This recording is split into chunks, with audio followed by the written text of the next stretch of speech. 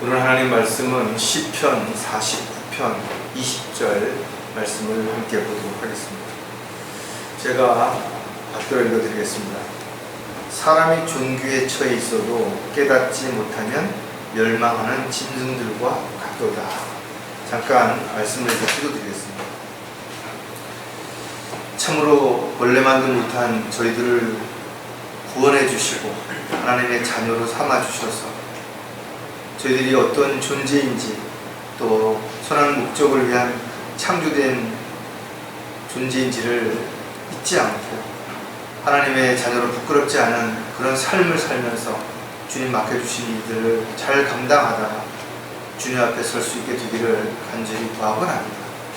오늘도 보여주신 이 말씀들을 통해서 저희들이 단지 눈에 보이는 세상적인 것들에 마음을 두고 또 돈, 명예, 권력, 세상에 있는 이런 것들에 마음을 빼앗긴 채 사는 어리석은 삶이 아니라 위에 있는 것들을 바라보고 썩지 아니할 것들을 생각하면서 주님 다시 만났을 때 참으로 잘했다고 칭찬 들을 수 있는 그런 주님의 도구요 일뿐이요 종으로서의 삶을 살아갈 수 있도록 주님 다시 한번 힘 주시고 또 저희들이 이 어려운 세상 속에서 잘 견뎌내고 이겨낼 수 있도록 지혜와 능력을 허락해 주시옵소서.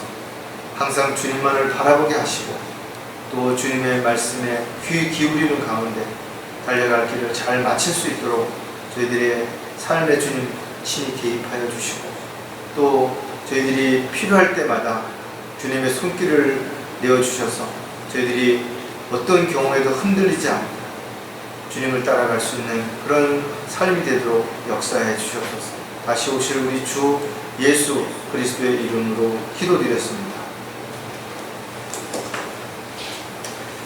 세상에는 저와 여러분보다 분명 잘난 사람도 많고 돈 있는 사람, 명예와 권력을 가진 사람들도 많이 있습니다. 하지만 그들이 세상에서 어떤 대접을 받고 인정을 받고 부귀영화를 누린다 할지라도 구원받지 않았다면 참으로 불행한 삶을 사는 것이고 헛된 삶을 산다라는 것을 저와 여러분이 알고 있는 것이에요.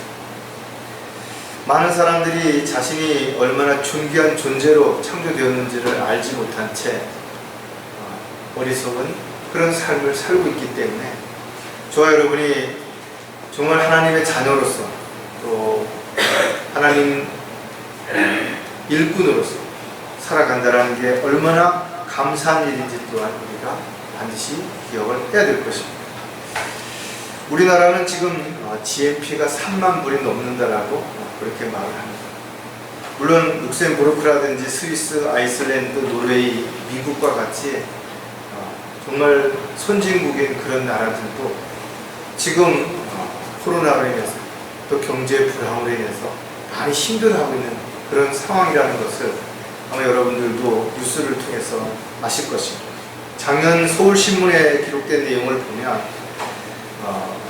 우리 1인당 1,409만원 정도의 빚이 있다라는 거예요. 한 가구당 평균 623만원 정도의 빚이 있는 것입니다. 어떻게 보면 이와 같은 일들이 제가 잘못 말씀드렸습니다. 약 4천만원 정도의 한 가구당 빚이 있다는 거예요. 어떻게 보면 지금 많은 사람들이 빚 가운데 있는데도 불구하고 그럼에도 점점 더 좋아질 거라는 기대 가운데 또 뭔가 달라질 거라는 그런 기대감 가운데 사람들이 살아가고 있지만 실질적으로 점점 어려운 시대가 오는 것은 분명한 것입니다. 어떻게 보면 요한계시록에 나와 있는 것처럼 밀 한 대에 수없이 비싼 돈을 주고 사야 되는 그런 시기가 올지도 모를 것입니다. 물론 우리나라는 대학률이 80%나 돼서 전 세계적으로 볼 때 아주 고학력으로 인정을 받고 있어요. 그럼에도 불구하고 실질적으로 자살률은 세계 1위입니다. 심지어는 자살공화국이라는 오명을 벗어나지 못하고 있는 것입니다. 어떻게 보면 빨리 성공하고자 하는 욕심, 나만 아니면 된다는 이런 이기심, 이런 것들이 이런 불균형 또 불합리한 어떤 현재의 상황을 만들어낸 것입니다. 생활이 윤택해지고 지식이 증가하면 사람들이 행복해져야 되는데 오히려 반대로 불행하다고 이야기하는 사람들이 훨씬 많다라는 거예요. 전 세계적으로 볼 때 우리나라는 행복 지수가 하위권이에요. 안타깝죠. OECD 국가 중에서도 거의 36개 국가 중에서 34위 정도 돼요. 사람들은 뭔가 더 좋은 것, 더 새로운 것, 더 특별한 것, 더 많은 것 이런 것에 관심을 갖고 있지만 결과적으로 이러한 것들이 스스로를 만족하지 못하고 불만족스럽고 불행하게 만드는 결과를 가져온다는 겁니다. 그리스도인들도 이 세상과 세상 속에서 살고 있지만 그럼에도 불구하고 우리가 왜 세상 사람들과 다른 것인가요? 또 다른 삶을 살아야 되는 것인가요? 그것은 우리가 스스로 얼마나 존귀한 존재인지를 알기 때문이다. 하나님께서 우리를 왜 만드셨는지 선한 목적을 가지고 창조하신 그 사실을 알고 있기 때문에 비록 세상적인 사람들과 비교해서 부족한 것 같지만 그러나 의미 있고 가치 있는 삶을 살아갈 수 있게 되는 것입니다. 특히 산소망을 가지고 살 수 있기 때문에 현실적으로 힘들고 불행하다고 느껴지는 삶이 된다 하더라 낙담하거나 좌절하지 않아 다시 일어설 수 있게 되는 것이 바로 그리스도인들의 자세이고 또 그리스도인들이 갖춰야 할 바로 기본적인 덕목이 되는 것입니다. 자, 오늘 설교 제목은 존귀한 존재로서 자존감을 가지라입니다. 존귀한 존재라면 자존감을 가지라는 거예요. 남하고 비교해서 위축하거나 또는 자격지심을 가지고 스스로를 그렇게 하지 말고 정말 내가 비록 많은 걸 가지지 못했지만 많은 걸 알지 못했지만 그러나 내가 얼마나 존귀한 존재인지를 알고 있다면 우리는 결코 누구 앞에서도 기죽지 않을 뿐만 아니라 어떤 상황에서도 낙담하지 않고 살아갈 수 있을 것입니다.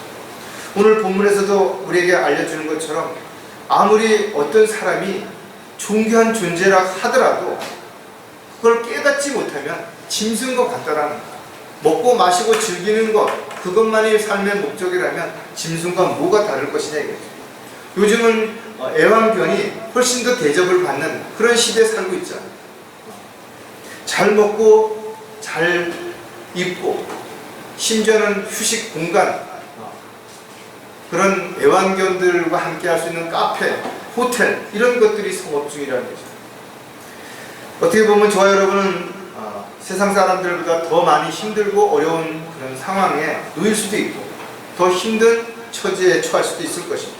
그럼에도 불구하고 저와 여러분은 하나님의 자녀라는 사실을 잊지 않는다면 자존감을 가지고 어디 가서든지 당당하게 누구 앞에서든지 당당하게 설 수 있고 말할 수 있어야 되는 거죠. 자존감이라고 하는 것은 자아 존중감을 의미하는데 자신이 사랑받을 만한 가치가 있는 소중한 존재이고 어떤 성과를 이루어낼 만한 유능한 사람이라고 믿는 것입니다. 저와 여러분은 정말 이렇게 믿어야 되는 것입니다. 우리는 하나님의 자녀이기 때문에 또 하나님의 능력으로 능치 못할 일이 없다는 것을 믿기 때문에 우리가 어디 가서든지 당당할 수 있는 그런 자존감을 높여줄 수 있는 저와 여러분의 삶이 반드시 되어야 될 것입니다. 따라서 존귀한 존재라는 사실을 잃어버리는 순간 우리는 세상 사람들과 다른 것이 없는 그냥 평범한 욕심 많고 또 세상 지향적인 세상 중심적인 그런 삶을 살아갈 수밖에 없게 된다는 거죠.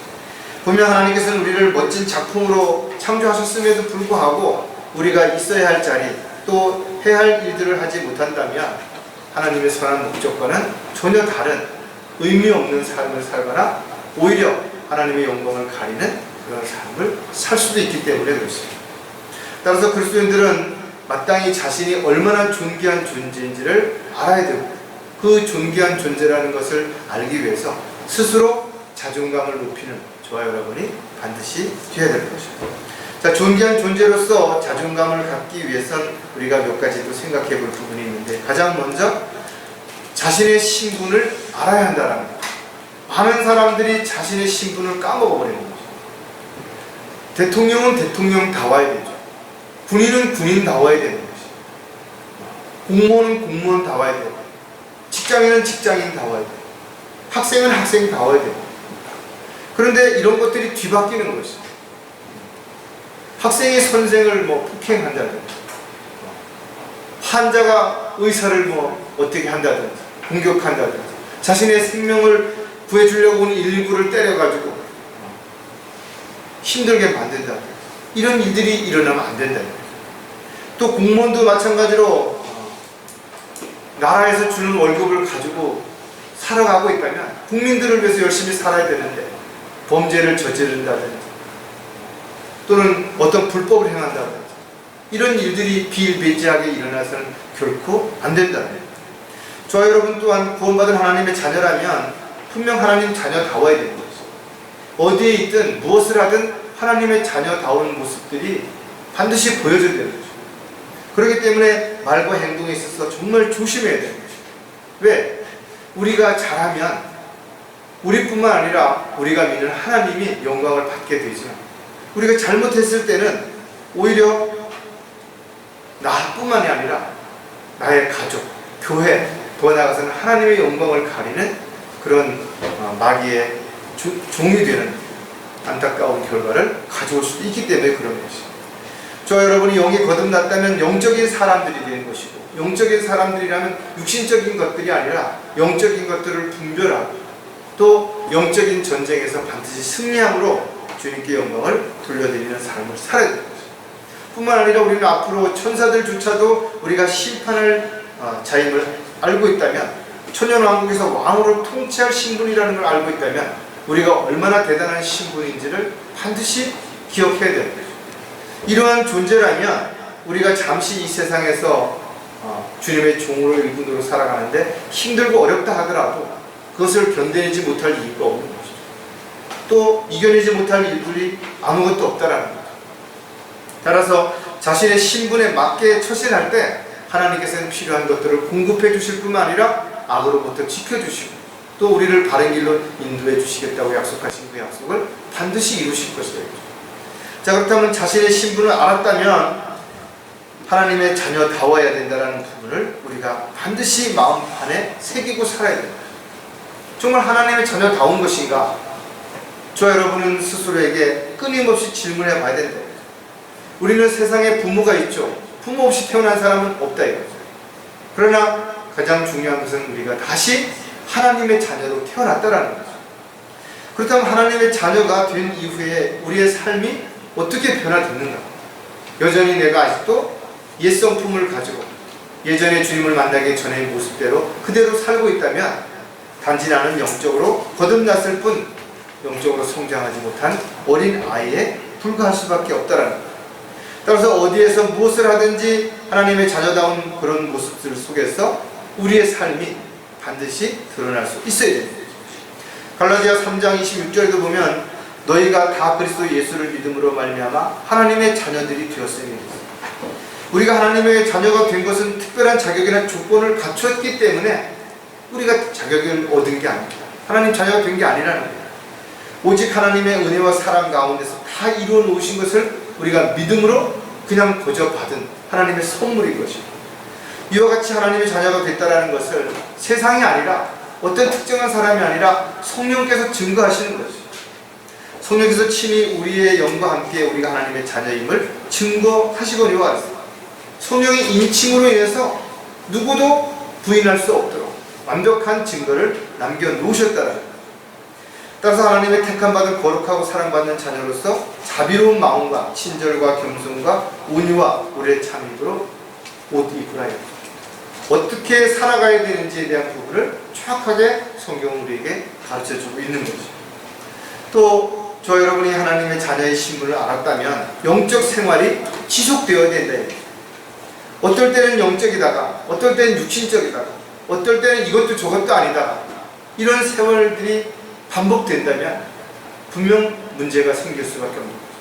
물론 우리가 완벽하게 영적인 삶을 계속 지속적으로 살기가 어렵죠. 왜? 육신을 가지고 있기 때문에 때로는 건강으로 인해서, 물질로 인해서, 또 환경으로 인해서 여러 가지 어려움을 겪을 때 땀할 수도 있고 좌절할 수도 있을 것입니다. 그러나 항상 주님의 자녀라면 우리의 영적 생활이 더 이상 비폐되지 않고 영적인 귀가 닫히거나 눈이 흐려지지 않도록 말씀의 물로 끊임없이 씻어내고 또 점검하고 확인해 볼 필요가 반드시 있다라는 거예요. 저와 여러분이 항상 배우려는 자세가 되어 있어야 되는 거예요. 왜? 하나님께서 원하시는 것은 우리가 진리의 지식에 이르기를 원하시기 때문에 그렇다. 또 진리의 지식에 이르러야 영적으로 성장해야 하나님의 일꾼으로서 또 그리스도의 군사로서 또 아름다운 성령의 열매를 맺는 삶이 지속될 수 있기 때문에 그런 거죠. 갈라디아서 5장 20절 23절에 있는 말씀처럼 저와 여러분의 삶 가운데 과연 성령의 열매가 언제 어떻게 맺어지고 있는 것인가. 그 열매를 통해서 또 우리는 어떤 지금 간증을 하고 있는 것인가를 한 번쯤 돌아봐야 된다.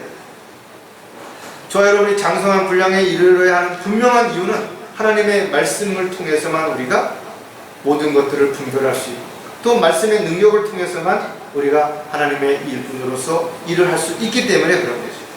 따라서 영적인 성령의 열매를 맺기 위해서는 지속적인 양육을 받아야 될 뿐만 아니라 하나님의 말씀을 통해서 부끄럽지 않은 일꾼이 되도록 끊임없이 공부해야 되는 거죠. 또 연구하고 묵상하는 가운데 우리가 서 있다고 생각하지 않고 늘 넘어질까 조심하는 그런 겸손한 자세로서 늘 말씀을 대할 수 있어야 되는 거죠. 영적 전쟁에 한번 승리했다고 해서 그 다음 날도 또 그 다음에도 계속 지속되는 게 아니라는 거죠. 영적 전쟁이라고 하는 것은 한번 성공해도 그 다음에 실패할 수 있기 때문에 항상 정신을 차리고 깨어 있어야 되는 것이고 결코 마귀에게 틈을 주어서는 안 되기 때문에 그렇다는 거예요. 또 자신의 신분을 우리가 알았다면 새 언약의 일꾼으로 일을 해야 된다. 저와 여러분은 새 언약의 일꾼이 된 것이에요. 옛 언약이 아니라 하나님의 피로 세우신 그 언약의 일꾼이 된 것입니다. 그래서 주님의 부르심을 받았다면 저와 여러분은 크든 작든 간에 반드시 교회에서 해야 할 일이 있는 것이에요. 또 저와 여러분이 일꾼이라면 일을 잘해야 되겠죠. 또 일꾼이라면 주인의 명령에 반드시 순종해야 돼요. 그러기 위해서 우리는 철저하게 자신의 권리를 부인해야 합니다. 주장하지 말아야 됩니다. 또 서로 지체들 앞에서 낮추고 배려하는 가운데 주 안에서 합력하여서 손을 이루어갈 수 있는 그런 주님의 일꾼들로서 성장을 해야 되는 것입니다. 고린도후서 3장 6절에도 보면 또한 그분은 우리로 새 언약의 능력 있는 일꾼이 되게 하셨는데 이는 법문으로 한 것이 아니고 영으로 한 것이니 법문은 죽이고 영은 생명을 주기 때문에 우리가 성령 안에서 성령님이 인도하신 가운데서 새 언약의 일꾼이 되는 것입니다. 따라서 우리는 내게 능력 주시는 그리스도를 통해서 모든 것을 할 수 있을 뿐만 아니라 또 반드시 그렇게 해야 된다는 것을 우리는 한순간도 잊어서는 안 될 것입니다. 사도 바울 역시 내게 주신 하나님의 경륜을 따라 하나님의 말씀을 이루려고 내가 교회의 일꾼이 되었다 그랬어요. 하나님께서는 저와 여러분 모두에게 동일하게 사도 바울과 같이 하나님의 일을 이루시기 위한 일꾼으로 부르심을 받았다는 거예요. 그렇다면 저와 여러분이 어디에서 무엇을 하든지 그 모든 일들이 결과적으로 주님의 영광을 드러낼 수 있는 또 열매 맺는 영적인 삶을 하나님의 자녀다운 삶을 살고 있는지 반드시 점검하고 그렇게 살지 못했을 때는 반드시 돌이켜서 십자가 앞에 나아가서 다시 시작을 해야 되는 거죠. 뿐만 아니라 우리는 영적인 전쟁이 끊임없이 일어나기 때문에 하나님의 일꾼으로 일을 하는 동안 끊임없는 마귀의 방해와 공격을 받게 되는 거죠. 그래서 우리는 그리스도의 군사로서 피나는 훈련을 받아야 되는 것이고 전투 능력을 반드시 갖춰야 되는 거죠. 이렇게 자신의 신분을 알았을 때 우리는 비록 하나님의 자녀이지만 이 땅에서는 주님의 종으로 또 그리스도의 군사로 또 대사로서의 역할을 충실히 할 때 주님을 기쁘시게 될 뿐만 아니라 우리 스스로가 자존감을 높이고 존귀한 존재로서의 합당한 삶을 살아가는 저와 여러분이 될 수 있을 것입니다. 두 번째, 존귀한 존재로서 자존감을 가지려면 향기나는 삶을 살아야 한다는 거죠.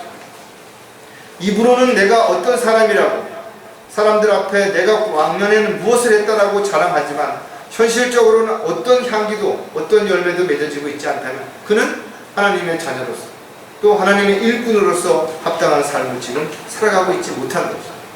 비록 저와 여러분이 세상에서 존경을 받고 인정을 받고 성공했다 할지라도 남들이 부러워하는 좋은 음식을 먹고 좋은 옷을 입고 멋지게 살아간다 할지라도 편안한 휴식을 취하면서 여유 있는 삶을 산다 할지라도 정말 주님의 자녀로서 또 주님의 선한 목적을 위해서 부르심을 받은 존재로서의 삶을 잃어버리고 살아간다면 결국은 하나님 보시기엔 짐승과 다를 것이 없다라는 것입니다. 자신의 존재를 모른 채 가진 것도 향유할 줄도 모르고 끊임없는 욕심 속에 살아가고 있다면 이것을 갖다가 하나님께서는 비참한 사람이라고 말합니다. 사도 바울이 그랬던 것처럼 정말 하나님을 알지 못한 채 하나님의 은혜와 사랑 가운데서 벗어나서 자신이 세상적인 것들에 마음을 뺏긴 채 살아가고 있다는 비참한 삶을 살아가는 것이죠. 많은 사람들이 이렇게 비참한 삶을 살다가 주님 앞에 서게 되는 날 후회하게 될 것이다 이거죠. 저와 여러분은 살면서 많은 어려움을 겪을 때가 있죠. 특히 어떤 사고나 질병으로 인해서 인생의 전환기적인 삶이 일어나는 때가 있을 것입니다. 이때 많은 사람들은 제 인생을 산다고 이야기하기도 하고 덤으로 삶을 산다라고 말하기도 하는 거죠. 어떻게 보면 저와 여러분이 예수 그리스도를 만나는 그 순간 새로운 삶이 시작이 된 것입니다. 옛 성품은 이제는 더 이상 우리를 주관하도록 만들어서는 안 되는 거죠. 눈에 보이는 세상의 것에 마음을 뺏긴 채 시간을 허비하며 살아서는 안 될 것이다. 저와 여러분은 십자가에서 죽었고 주 안에서 다시 태어난 것이. 그리고 하나님께서 값을 치르고 산 우리의 몸은 더 이상 내 것이 아니라 이제는 주님의 것이고 주님께 온전히 내어드릴 수 있는 자세가 반드시 되어 있어야 될 것입니다. 이렇게 새로운 삶을 살고자 할 때 우리에게서는 아름다운 향기가 날 것이고 그 향기가 바로 그리스도의 향기가 되어서 많은 사람들에게 변화시키는 바로 계기가 될 수 있기 때문에 그렇다는 거죠. 자, 그렇다면 향기나는 삶을 살려면 어떻게 될 것인가? 헛되지 않은 줄을 스스로 알아야 한다는 거예요. 가장 어리석은 사람들이 어떤 것이냐면 자기가 하는 일이 무슨 일인지 왜 해야 되는지 잘 모르는 사람들이 있는 거죠. 그냥 열심히만 하는 사람들, 종교인들처럼 지성이면 감천이겠지 하고 열심히만 하는 사람들은 참으로 어리석은 것이다 이거죠. 저와 여러분은 왜 해야 되는지 어떻게 해야 되는지 언제 해야 되는지를 정확하게 성경을 통해서 또 기도를 통해서 알아야만 되는 것이고 그것을 알았다면 지체 없이 순종하면서 그 일에 최선을 다해야 되는 것입니다. 말씀에 깊이 뿌리를 내리지 못하고 있는 사람들은 쉽게 마귀의 꾀임에 넘어가겠죠. 세상의 유혹에 빠질 수밖에 없을 것입니다. 그러나 하나님의 말씀을 굳건히 붙잡고 있는 사람들은 태풍이 불어도 비록 가지가 부러질증 뿌리가 뽑히는 일은 없을 것이라는 것입니다.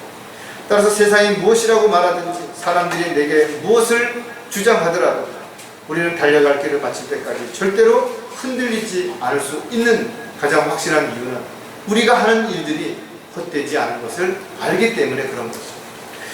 고린도전서 15장 58절에도 그러므로 나의 사랑하는 형제들아 견고하라 흔들리지 말라 항상 주의를 넘치게 하라 이는 너희의 수고가 주 안에서 헛되지 아니한 줄을 너희가 알미라. 저와 여러분이 주님을 위해서 하는 일이 아무리 작은 것이라도 이 모든 것들을 주님은 다 알고 계시는 거예요. 다 보고 계시는 것이죠. 또 다 기록하신다라는 것이죠. 그 어떤 것도 헛되이 되는 건 하나도 없는 것이죠.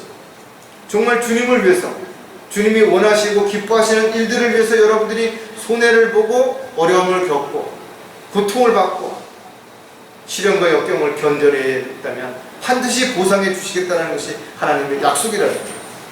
따라서 여러분들은 억울해할 필요가 없는 것입니다. 남 눈치를 볼 필요도 없고 다른 사람들이 누가 알아주기를 기대할 필요도 없는 것입니다. 자신이 하는 일이 헛되지 않은 줄을 아는 사람들은 묵묵히 그 길을 가는 것입니다. 누가 보든 보지 않든 인정해주든 인정해주지 않든 주님과의 관계를 유지하면서 끊임없이 그 길을 한 발씩 말없이 가는 것입니다. 지금까지 여러분들이 그렇게 해왔던 것처럼 앞으로도 마찬가지입니다. 누구에게 보이기 위해 가식적이고 형식적인 삶을 살아고 할 때 마귀는 그 틈새를 비집고 들어와서 여러분들을 넘어뜨릴 수 있음을 반드시 기억한다면 자신을 투영하되 있는 그 모습 그대로를 주님 앞에 내어놓고 부족한 부분을 끊임없이 기도를 통해서 여러분들이 고쳐가고 변화시킬 수 있는 삶이 반드시 되어야 되는 것입니다. 향기나는 삶을 살기 위해서 또 필요한 것은 하나님의 약속을 기다려야 한다는 거죠. 많은 사람들이 하나님의 약속을 지식적으로는 아는 것입니다. 그러나 믿지 않기 때문에 기다리지 않습니다. 주님이 다시 오시겠다라는 약속을 분명히 알고 있음에도 불구하고 주님이 다시 오시는 것을 기다리지 않는 이유는 믿지 않기 때문에 그런 것입니다. 어떻게 보면 소망이 없는 사람이야말로 가장 불행한 사람들이죠. 많은 걸 가지고 있어도 만날 사람도 먹고 싶은 것도 갈 곳도 없는 사람이야 얼마나 비참하게 돼요. 아무리 기대할 것도 바랄 것도 없다면 그 사람에게 용기를 어디서 얻을 수 있으며 누구에게 위로를 받을 수 있고 무엇을 통해서 힘을 얻을 수 있겠냐는 거죠. 따라서 그리스도인들의 소망은 죽은 소망이 아니라 산 소망인 것입니다. 확실한 소망이 있다면 우리는 망설이거나 갈등할 필요도 없을 뿐만 아니라 낙담하고 좌절하고 포기할 이유도 없게 되는 것입니다. 세상의 모든 것들은 일정 기간이 지나면 부패하고 망가지죠. 세상의 약속은 변하기도 하고 바꿔지기도 하고 포기하기도 할 것이지만 그런 하나님의 약속은 영원히 지켜진다. 이것이 진리라는 거죠. 베드로후서 3장 9절에 주의 약속은 어떤 사람들이 더디다고 생각하는 것 같이 더딘 것이 아니라 오직 우리에 대하여 오래 참으시어 아무도 멸망하지 않고 다 회개에 이르게 하려 합니다.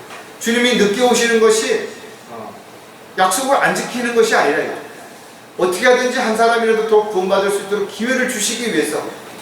하지만 그 때가 정말 얼마 남지 않았다는 걸 너무나 우리는 잘 알고 있다.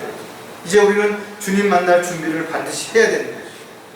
언제 어디서 어떻게 죽더라도 우리는 반드시 부활할 것이고 주님과 같이 영광스러운 모습으로 변모될 것이고 얼마나 존귀한 존재이냐. 썩지 아니할 죽지 아니할 몸으로 변화되어서 영원히 살 수 있는 그런 존재라는 것을 기억한다면 저와 여러분이 어떤 부분에서 어떤 상황에서 낙담할 수 있는 것입니다. 우리의 소망은 세상이 아닌 하늘에 있는 것입니다. 주님을 다시 만날 때 영광스러운 주님 앞에 우리도 참여할 수 있다는 것을 기억한다면 저와 여러분은 어떤 경우에도 오직 주님만을 바라보고 변하지 않는 주님의 약속을 붙잡고 승리하는 삶이 반드시 될 것입니다. 이러한 삶을 살고자 할 때 반드시 향기가 날 수 있음을 우리는 기억을 해야 될 것입니다. 향기나는 삶을 살려면 진리 안에서 자유해야 된다. 이 말은 진리를 떠나면 자유함이 없다라는 거예요. 진리를 벗어나서 하는 모든 것들은 거짓이라는 거예요. 주님을 만나기 전에 저와 여러분이 무엇을 하며 어떻게 살았든지 간에 그 모든 삶은 결과적으로는 지옥을 향해 달려가고 있었고 아무런 소망도 없이 헛된 삶을 살았던 저와 여러분이었음을 반드시 기억하고 인정한다면 우리가 주님을 만난 이후에 우리는 어둠 가운데서 빛으로 옮겨져 간 거예요. 우리는 옛 성품을 벗어버리고 새로운 성품으로 다시 거듭나서 주님의 종으로서의 삶을 살아가는 새로운 피조물이 된 것입니다. 하지만 여전히 돈이나 체면이나 명예나 권력에 얽매여서 노예처럼 끌려가는 그런 사람들이 너무나 많은 것입니다. 저와 여러분도 마찬가지로 모든 것을 다 버렸다고 말하면서도 여전히 지금도 세상을 두려워하고 사람들을 의지하고 뭔가를 기대하고 있다면 여전히 우리는 하나님의 종으로서의 삶이 되지 못하는 것입니다. 어리석은 삶이 된다는 겁니다. 다양한 사람들이 이런저런 이유와 핑계를 앞세우지만 결과적으로 우리가 진리를 벗어나서 결코 자유함을 누릴 수 없다는 것. 다시 말해서 주님 안에 있을 때 우리는 진정한 자유를 누릴 수 있는 것이죠. 요한복음 8장 32절에 보면 진리를 알게 되리니 그 진리가 너희를 자유롭게 하리라. 저 여러분이 진리를 알았다 이거예요. 진리는 하나님이시고 예수님이시고 성령님이시고 우리는 그분들을 알았기 때문에 우리는 그 진리 안에서 살아갈 수 있는 것이고 그 진리를 향해서 또 진리를 따라서 진리의 인도하심 가운데 우리가 진리 안에서 승리할 수 있는 삶을 살아갈 수 있다는 거예요. 세상 문화, 교육, 유행, 제도에 휩쓸리지 아니하고 오히려 저와 여러분은 세상을 역행하는 그런 삶을 살아갈 때 아무리 배교의 물결이 거세진다 하더라도 마지막 저와 여러분은 반드시 이 물결을 거슬러 올라갈 수 있는 승리하는 삶을 살아갈 수 있는 저와 여러분이 될 것입니다. 이렇게 고난과 역경과 시련 속에서 우리가 주님을 바라보고 또 주님 주시는 지혜와 능력 가운데 살아갈 때 사람들에게서 우리의 삶이 향기가 나는 것입니다. 이것이 바로 그리스도인들의 삶의 향기가 바로 될 수 있다는 것입니다. 저 여러분이 존귀한 존재라면 반드시 그리스도의 향기가 나야 되는 것입니다. 그 그리스도의 향기가 바로 자신의 삶의 간증으로 드러날 때 저와 여러분이 하나님께 영광을 돌려드리는 주님의 종류의 분으로서의 삶을 살아갈 수 있게 되는 것입니다. 마지막으로 존귀한 존재로서 자존감을 가지려면 하나님의 능력으로 일해야 한다는 거죠. 여러분들은 어떤 능력이 있으십니까? 여러분들은 부모로부터 받은 재능이 있을 것입니다. 하지만 구원받은 이후에 하나님으로부터 받은 또 은사가 있다는 것입니다. 이런 모든 것들이 신앙생활을 통해서 반드시 효과적인 열매를 맺을 수 있어야 됩니다. 여러분들이 운동을 잘하든 그림을 잘 그리든 노래를 잘하든 음식을 잘 만든 공부를 잘하든 뭘 잘하든 간에 여러분이 가지고 있는 것들을 잘 활용해서 주님을 기쁘시게 해드릴 수 있다면 이 또한 아름다운 향기가 날 수 있는 삶이 반드시 될 수 있다는 것이죠. 할 수 있으면서도 하지 않는다면 이것은 문제가 되는 것이죠. 할 수 없으면서 하려고 하는 것도 분명 문제가 되는 것입니다. 따라서 저와 여러분은 반드시 주님으로부터 무슨 일을 해야 되는지에 대한 확실한 부르심에 대한 근거를 찾아야 되는 것입니다. 또 여러분들이 주님으로부터 어떤 일을 부여받았다면 그 일을 감당할 수 있는 지혜와 능력을 달라고 주님께 반드시 구해야 될 것입니다.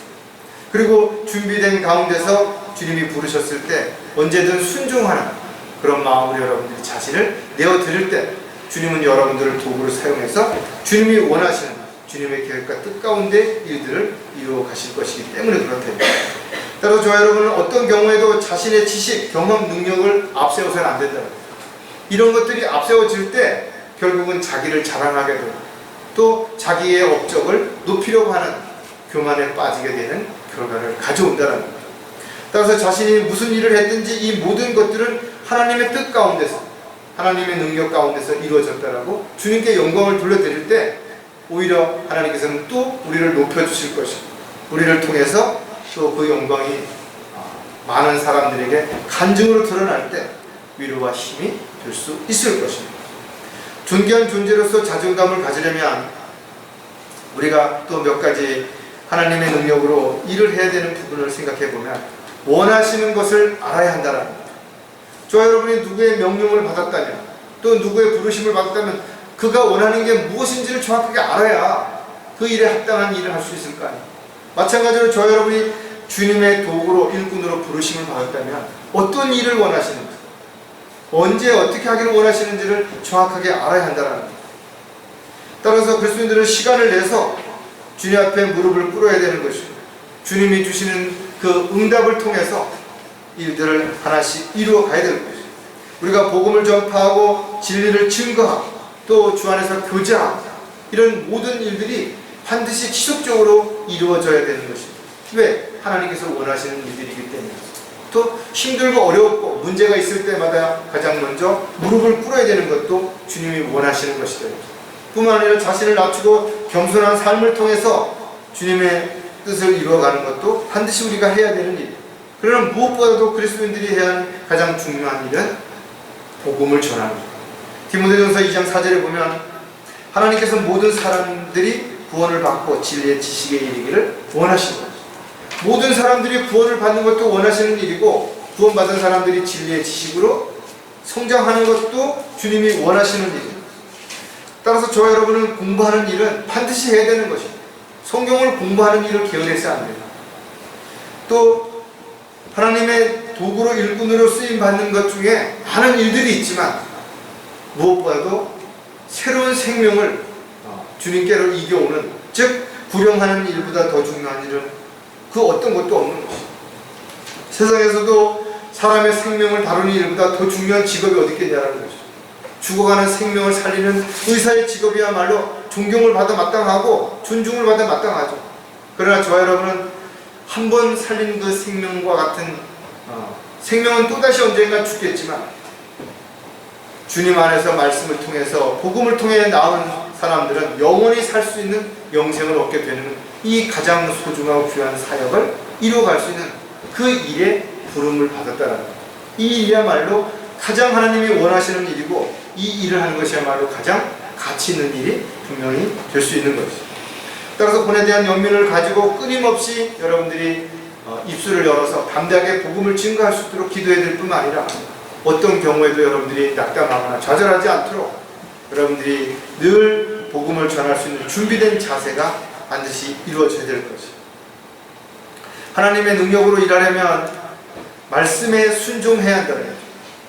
하나님의 말씀은 살아있기 때문에 누구든지 그 말씀을 믿을 때 놀라운 변화가 일어나는 것입니다. 베드로전서에 보면 너희가 거듭난 것은 썩어질 씨로 된 것이 아니라 썩지 아니할 씨로 된 것이니 살아있고 영원히 거하는 하나님의 말씀으로 되었다는 거죠. 하나님의 말씀은 양날 가진 검과 같이 사람을 죽이기도 하고 살리기도 하는 것입니다. 여러분들이 하나님의 말씀을 잘 순종하고 올바르게 잘 사용하게 되면 생명을 살릴 수도 있겠지만, 그러나 잘못 사용하게 되면 사람을 죽일 수도 있는 이런 문제가 있을 수도 있다는 거예요. 따라서 하나님의 말씀을 선포할 때 여러분들은 함부로 해서는 안 되는 거죠. 따라서 하나님의 말씀이 선포되는 곳에는 반드시 하나님의 영광이 드러날 수 있도록 그 말씀을 올바르게 잘 선포할 수 있어야 되는 것이죠. 히브리서 4장 12절에 보면 하나님의 말씀은 살아있고 활력이 있어 양날이 있는 어떤 칼보다도 예리하여 혼과 영 그리고 관절과 골수를 찔러 가르고 마음의 생각들과 의도들을 판별하느니라.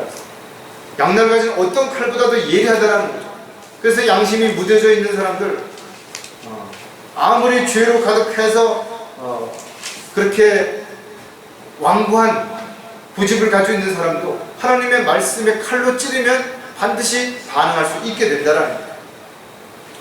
죄와 허물 가운데 죽었던 영이 다시 살아나서 주님을 알 수 있고 주님의 뜻과 계획을 알 수 있고 주님이 원하시는 삶을 살아갈 수 있는 이 모든 것들이 하나님의 말씀을 통해서 그렇게 이루어졌다라는 거죠.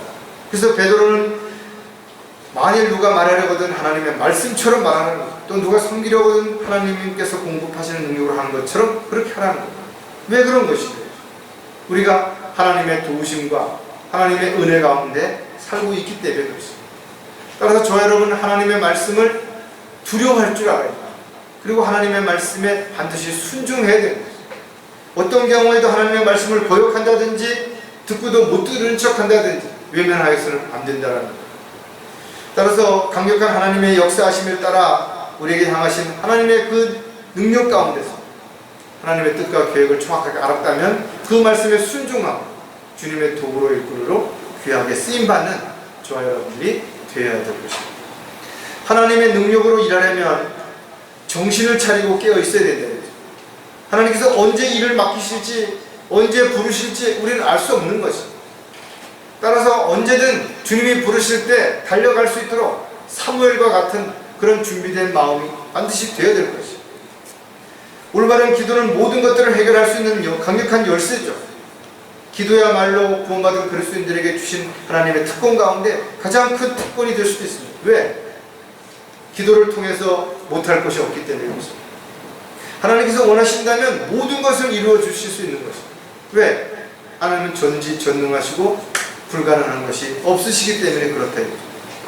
마가복음 13장 33절에도 보면 너희는 주의하여 깨어 기도하라. 이는 너희가 그 때가 언제인지 모르기 때문이다. 주님이 언제 오실지 우리는 알 수 없는 것입니다. 주님 오시면 우리가 이 세상에서 일할 수 있는 모든 것들은 끝이 나게 될 것입니다. 그렇다면 주님을 만난 이후에 우리가 어떻게 살았든 그것을 가지고 그리스도의 심판석에서 평가받게 될 것입니다. 하지만 마귀는 마귀의 때가 얼마 남지 않았다는 걸 알기 때문에 수단과 방법을 가리지 않고 택함을 받은 자까지도 넘어뜨리려고 끊임없이 미혹하고 공격하고 있는 것을 우리가 반드시 기억해야 될 것입니다. 그렇기 때문에 우리는 쉬지 말고 기도해야 되는 것입니다. 이것이 하나님의 뜻인 것입니다. 우리가 기도하지 않는다면 우리가 무엇을 해야 될지 어떻게 될지를 알 수 없기 때문에 그런 것입니다. 정신을 차리고 깨어있지 않다면 우리는 늘 자다가 깬 것처럼 몽롱한 상태에서 무엇을 해야 될지 어디로 가야 될지 판단하지 못한 채 그렇게 시간을 허비하고 또는 엉뚱한 곳에 마음을 뺏긴 채 살면서 시간을 허비할 수밖에 없기 때문에 그렇습니다. 기도의 응답은 문제를 해결할 수 있고 또 우리가 앞으로 무엇을 해야 될지, 어떻게 해야 될지를 정확하게 하나님의 뜻과 계획을 알 수 있는 가장 중요한 것이기 때문에 늘 깨어 있어서 기도하는 저와 여러분이 반드시 되어야 하나님의 능력 가운데서 일할 수 있는 그런 삶을 살아갈 수 있을 것입니다. 또 그렇게 하나님의 능력 가운데 일할 때 우리는 자신이 어떤 존재인지를 알게 될 뿐만 아니라 자존감을 높일 수 있고, 그 자존감이 높아졌을 때 우리는 비록 세상 사람들이 우리를 보고 비웃고 조롱한다 할지라도 우리가 하는 일이 얼마나 소중하고 얼마나 가치 있는 일인지를 알기 때문에 결코 낙담하거나 좌절하지 않습니다. 끝까지 우리가 주님이 맡겨주신 일들을 잘 감당할 수 있는 주님의 일꾼이요 도구로 살아갈 수 있게 될 것입니다.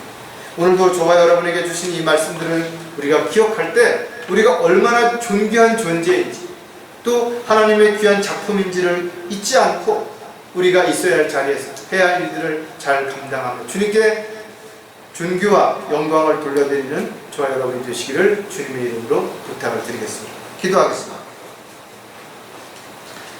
저희들을 존귀한 존재로 창조하시고 또 하나님의 자녀로서 존귀한 삶을 살아갈 수 있는 특권을 주셔서 참으로 감사를 드립니다. 뿐만 아니라 앞으로 주님께서 주신 그 특권들은 우리가 얼마나 더 큰 존귀한 존재인지를 알 수 있을 뿐만 아니라 또 그 존귀한 존재로서 살아가는 삶이 얼마나 의미 있고 가치 있는지를 한순간도 잊지 않고 살 수 있도록 도와주시옵소서. 항상 주님만을 바라보고 깨어있는 가운데 저희들이 어느 곳에 있든지 부끄럽지 않은 삶을 살다가 주님 만날 수 있도록 함께 해주시옵소서. 다시 오실 우리 주 예수 그리스도의 이름으로 기도드렸습니다.